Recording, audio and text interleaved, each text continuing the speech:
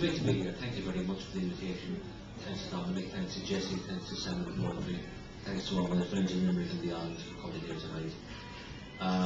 My hat tonight, insofar as I wear a hat, is to talk about writing for children. Now, can I tell you that I was 25 years working as a primary teacher from 1972 to 2007. And in those years, I taught many poems for children. And after teaching around 5 or 6 years, I realised that the poems that I liked to teach, I was running out of them. And it was about time that Irish poets started writing for children. So at the time I was very friendly with Michael Hartnett, and I was trying to encourage Michael to write for children because he'd written a squib on Who Killed Cock Robin called Who Killed Bobby Sands. Now that wouldn't have been suitable for children, but he showed in doing that he was well capable of writing for children. And I said, Mike, why don't you write for children? So he said to me, why don't you do it? So I said, okay. And then the situation was, at that time in Ireland, nobody was publishing children's poetry. The big presses were Gallery Press and the Dolman Press. There was no sound poetry at the time. There was no Doghouse at the time. There was no Revival Press at the time. There was no Pat Gordon's house, Delnos at the time. So I mean, they were the poetry houses. Now, one might have tried a normal prose publishing outfit, but I didn't want to go that way.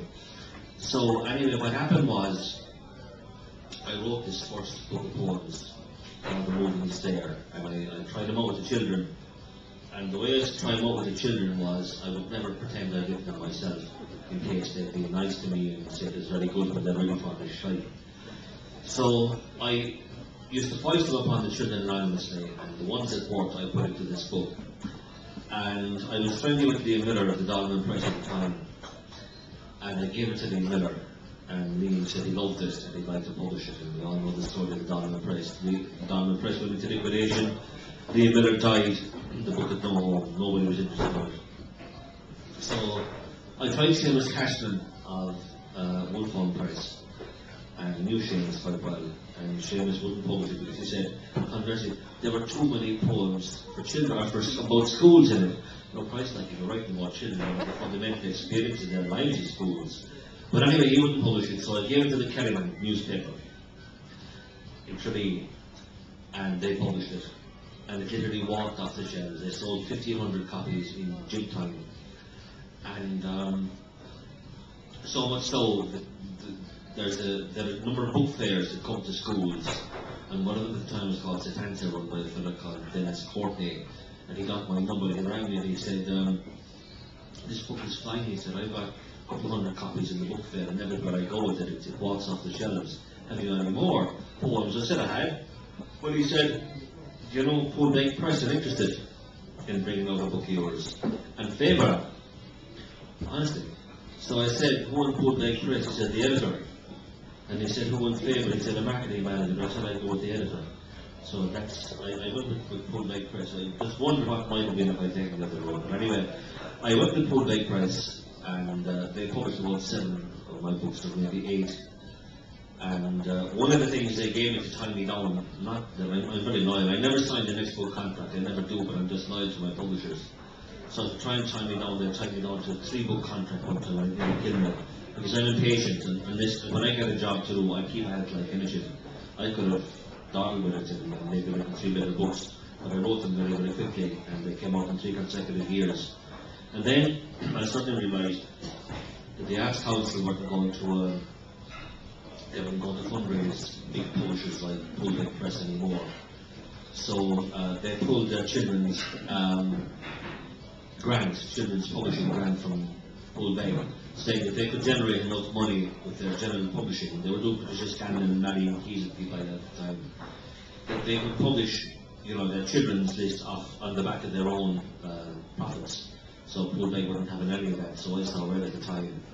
And particularly when they started dumping their authors and fine authors, and they were left with a finish, I think, with just the artist, what's see children's artists. Anyway, Don Conroy and myself, and I said, I get no deal anyway. So I rang my editor at Poolbeg Press, is now to Mercier Press, she was Joe Donoghue, she's now at Cork Press in Dublin. And I said to Joe, would you be interested in taking me as a Mercier author? She said she'd love to. So I joined up Mercier Press, and I published about 13 books with Mercier Press in the meantime, and 2 with Sally. And that's how it happened. So the climate for publishing poetry for children in Ireland has improved since then, insofar as Mercier Press will publish poetry for children, Poolbeg won't. O'Brien Press is obviously the big place to go if you've got poetry to publish for children. It still isn't an easy market to crack, but there is a market out there because children like poetry, and if you think like a child, and to write for children, you have to put yourself into a child's mind. And if you put yourself into a child's mind and the children trust you and they know that you're on their side, they'll read the poetry, and what's more, their parents and their grannies and granddads will buy it. So that was my story with children's poetry. I have a much longer saga with adult poetry from 1984 when my first book was published, but that's not my function tonight. But I've been published by about 12 different publishers in Ireland, England and America. Whenever anybody would buy a book, have book will travel, that's the way it was. So I'll just read the first couple of paragraphs from this book, from poetry, reading it, writing it, and publishing, which is a really, really fine book. And anybody who wants to know anything about writing poetry, reading it, workshops, poetry, publication, selling your poetry, anything like that, it's definitely the book to have. When I was growing up in the village of my van-in-law, Kerry, in the 1950s, we learned a lot of poetry in Irish and English at school. But if we recited poetry in class, we had our own poems in the street, bawdy verses about teachers, bodily functions, sex and so on. They were our secret hoard. They were as much poetry, though of a different kind, as the high poetry we learned in school, but more, they were ours, in the adults' keep-out world we so jealously guarded. Roll on the years, I am now at the other side of the desk, a primary school teacher myself. Over the years I've grown tired of the poems I've been teaching to my pupils, so I decided to write a few of my own. My first attempt was Charlie McCrory, which my class seemed to enjoy. Here it is. Young Charlie McCrory has just come to school, and he never stops crying. He's a right little fool. But Charlie McCrory is no fool at all. He got a sweet from the teacher when he started the ball. Encouraged by their enthusiasm, I proceeded to write more and more poems for children. By this time I'd already published a couple of collections of poetry for adults.